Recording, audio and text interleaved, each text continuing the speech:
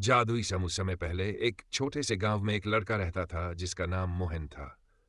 मोहन गरीब था, लेकिन उसमें एक अद्वितीय गुण था। वह बहुत मेहनती और ईमानदार था।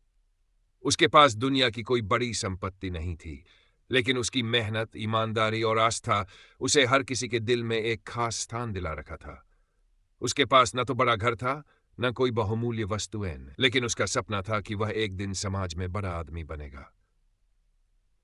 मोहन का दिन आमतौर पर खेतों में काम करते हुए या जंगल में लकड़ियां काटते हुए बीतता। उसकी मेहनत के बावजूद उसे कभी भी किसी तरह का बड़ा लाभ या इनाम नहीं मिलता था। लेकिन उसने कभी हार नहीं मानी और हमेशा मेहनत करता रहा, क्योंकि उसे विश्वास था कि एक दिन उसकी मेहनत का फल जरूर मिलेगा। एक दिन जब मोहन जंगल में लकड़ियां काटने गया तो वह एक अजीब सी जगह पर पहुंच गया। वहां एक विशाल और अनोखा समुद्र था, जो किसी सामान्य समुद्र से बिल्कुल अलग था। यह समुद्र न तो पानी से भरा हुआ था और न ही उसमें कोई लहरें थीं। उसकी सतह पर हल्के हल्के सोने के कण चमक रहे थे और हर कण जैसे आकाश से गिरा हो। यह दृश्य मोहन के लिए बिल्कुल नया था। उसने कभी ऐसा समुद्र नहीं देखा था।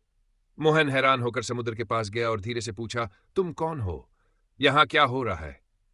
समुद्र ने अपनी गहरी आवाज में जवाब दिया, मैं एक जादुई समुद्र हूं। मैं हर इच्छा को पूरा करने की शक्ति रखता हूं, लेकिन मेरी मदद तभी कर सकता हूं जब मुझे कोई सच्चा और ईमानदार व्यक्ति मिले। मोहन ने सोचा कि अगर इस समुद्र में सचमुच कोई जादू है, तो यह उसका मौका हो सकता है। वह तुरंत उत्साहित हो गया और कहा, मैं चाहता हूं कि मुझे बहुत सारी दौलत मिले। मैं दुनिया का सबसे अमीर आदमी बनना चाहता हूं। मुझे कोई कमी नहीं हो। मैं सब कुछ हासिल करना चाहता हूं।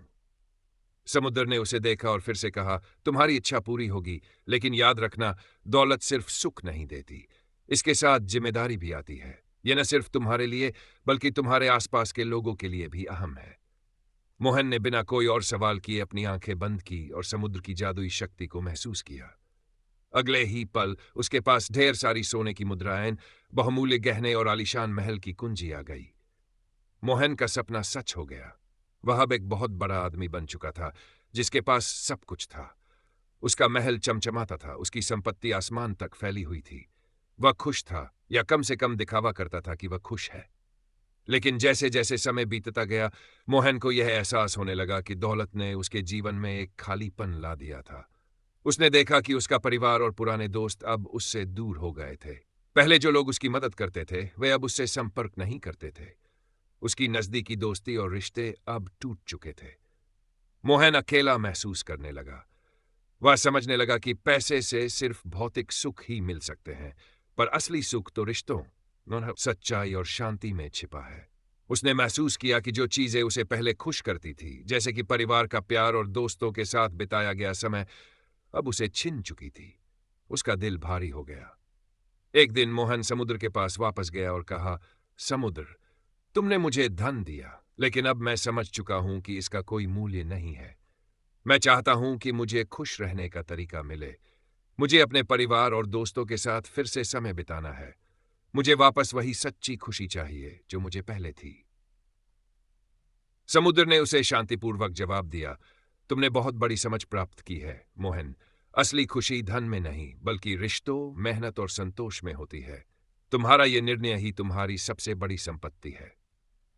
मोहन ने फिर से अपने धन को समुद्र के पास छोड़ दिया और अपने पुराने जीवन में लौट आया। उसने पूरी ईमानदारी और मेहनत के साथ काम करना शुरू किया और अपने परिवार तथा दोस्तों के साथ समय बिताने में खुशी महसूस की। अब वह जानता था कि दुनिया की सबसे बड़ी संपत्ति है सच्चे रिश्ते, सच्ची मेहनत और संतोष।